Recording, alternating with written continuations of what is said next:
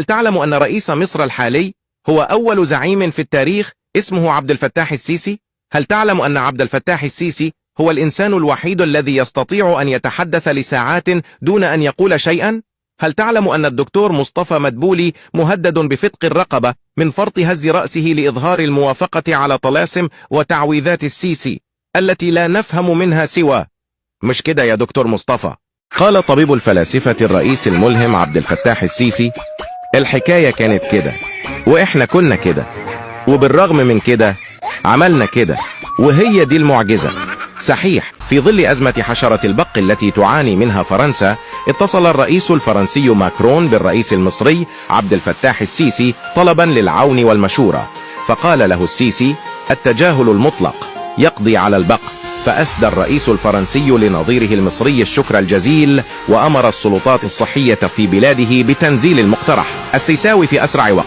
وانطلقت في أعقاب ذلك مسيرات شعبية في جل المدن الفرنسية مؤيدة لترشح السيسي لولاية رئاسية جديدة. وقالت السيدة أومونديال كرواسون رئيسة بلدية مارسيليا: أتمنى أن نحظى في فرنسا برئيس ملهم موحى إليه مثل فخامة الرئيس عبد الفتاح السيسي. ثم أجهشت بالبكاء. اتصل جو بايدن بالسيسي يشكو له تقلب أسعار الطاقة، فقال له السيسي: عاوزين يا أمريكان تسيطروا على أسعار الطاقة وغيرها؟ فأجابه بايدن: طبعا. فقال له السيسي: الحاجة اللي تغلى ما تشتروهاش. فقال بايدن وعلامات الذهول تعلو محياه: يا ابن الذين، فكرت فيها إزاي دي؟ قال السيسي: ففهمناها سليمان.